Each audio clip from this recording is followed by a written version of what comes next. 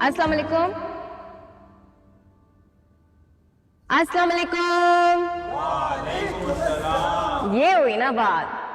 पता है मेरे फादर हमेशा कहते हैं कि जब कोई सलाम करे ना तो जवाब में हमेशा वालेकुम अस्सलाम कहना चाहिए, क्योंकि उसका मतलब होता है कि आप पर भी सलामती हो। नहीं, मैं कोई नानी दादी नहीं हूँ जो यहाँ नसीहतें देने आई हूँ। मैं बस एक सिंगल अनमैरिड लड़की हूँ जिससे हर आंटी दादी नानी एक ही सवाल पूछती है कि बेटा तो तुम सिंगल क्यों हो, अभी तक शादी क्यों नहीं हुई तुम्हारी। मेरा नाम नूरे ईमान है और मेरा तारुफ आप लोग सुन ही चुके हैं। अच्छा था ना, मैंने खुद ही लिख कर दिया था उनको। खैर, लेकिन उस इंट्रोडक्शन में कुछ चीजें इंक्लूडेड नहीं थी। पहली तो ये है, I am unmarried. Good for you. Thank you sir. और सेकंड ये कि I love Harry Potter. I know आप लोग सोच रहे होंगे कि इन दो चीजों का आपस में क्या ताल्लुक है भाई। मुझे भी ऐसा लगता था कि इन दो चीजों का आपस में कोई ताल्लुक नहीं है। फिर मेरे घर एक दिन आ गए मेहमान, बगैर बताए जिसके आते हैं। मेरे हाथ में उस टाइम पे थी हैरी पॉटर की किताब और उसके कुछ चंद सोवेनियर्स, ठीक है।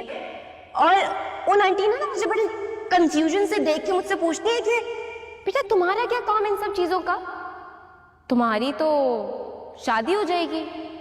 एग्जैक्टली, अब समझ में आ रहा है कि इन दो चीजों का आपस में क्या ताल्लुक है। सो बेसिकली वो आंटी ये कहना चाह रही थी कि बेटा ये सारी हॉबीज किसी काम की नहीं है, तुम्हारे किसी काम नहीं आएंगी। तुम्हारी इंफरादियत तुम्हें इंडिविजुअल शख्सियत नहीं बना सकती। क्यों? क्योंकि तुम तो एक लड़की हो।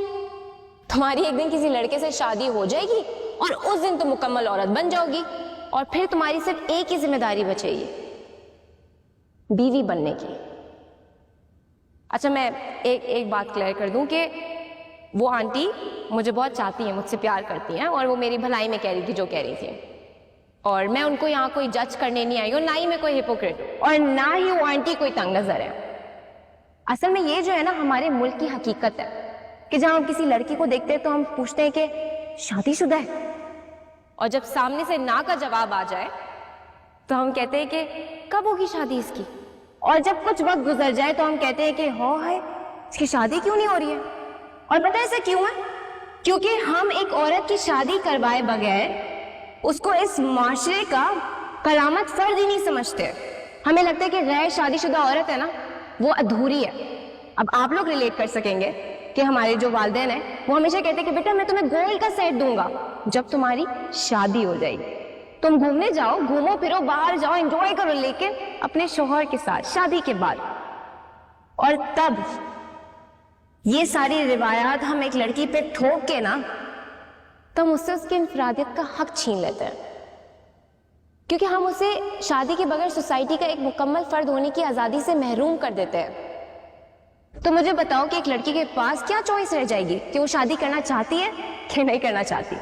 ऑफ कोर्स वो शादी करना चाहेगी, लेकिन कभी ये सोचा है कि ये तमाम शराइत किसी मर्द पे भी आयद होती हैं कि नहीं होती हैं? प्लीज ये ना समझिएगा कि मैं शादी के खिलाफ हूँ, ऐसा बिल्कुल भी नहीं है। मैं सिर्फ ये कहना चाह रही हूँ कि आप लोगों ने कभी सोचा है कि कितनी अनगिनत लड़कियां इन शराइत की वजह से अपनी सेकेंडरी तालीम से महरूम रह जाती हैं। और मुझे इस बात का भी इल्म है कि उनमें से बहुत सी लड़कियों की ये ख्वाहिश नहीं होती कि वो अपनी तालीम अधूरी छोड़कर बीवी बनने की जिम्मेदारी अपने ऊपर इम्पोज कर लें।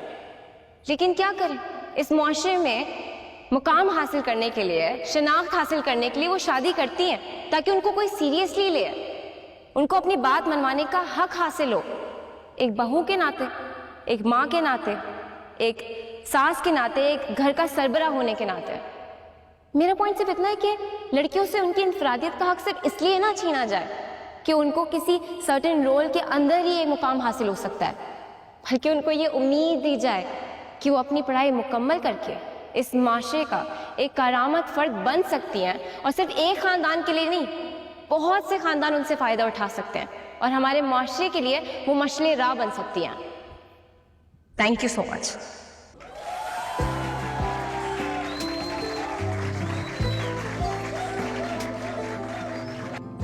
आज का पहला अवार्ड जाता है नूरे ईमान को।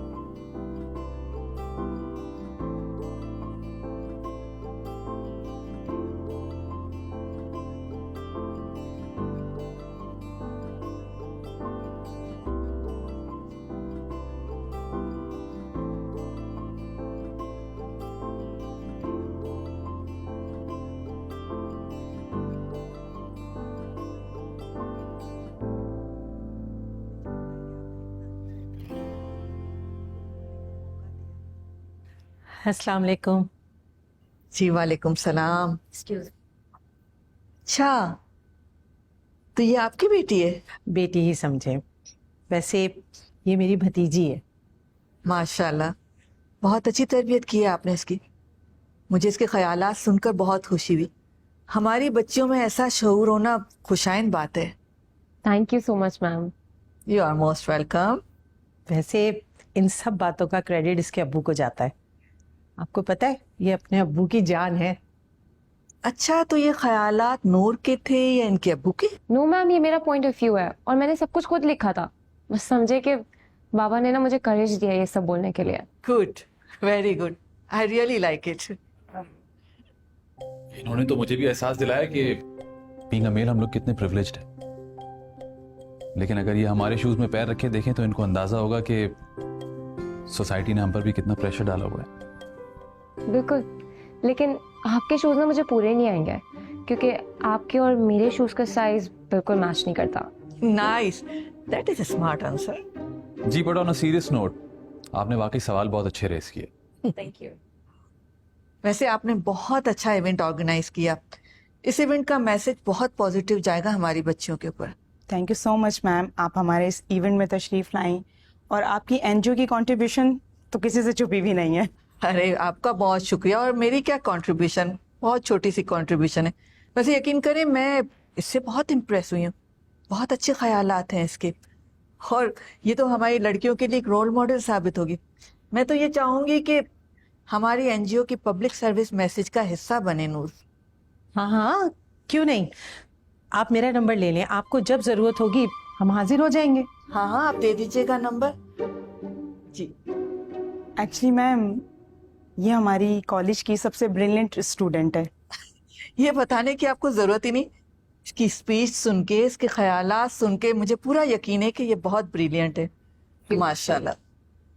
वैसे बहुत अच्छा इवेंट ऑर्गेनाइज किया, मुझे बहुत अच्छा लगा। और आपकी बच्चियां भी बहुत टैलेंटेड हैं। Thank you so much ma'am, thank you. अगर आप बुरा ना माने तो मैम ग्रुप फोटो हो जाए सबके साथ ही। हाँ ये ले मेरा नंबर रख लें आप। जी, थैंक यू। लेकिन मैम एक प्रॉब्लम है, हमारा फोटोग्राफर चला गया है, तो अगर प्लीज मोबाइल से। अरे ऐसी कोई बात नहीं, मास बना लेगा। जी जी, तुम बना लो। आइए आप लोग। जी जी जी हाँ, इधर आ जाए आप लोग। जी, तुम मेरे साथ आओ।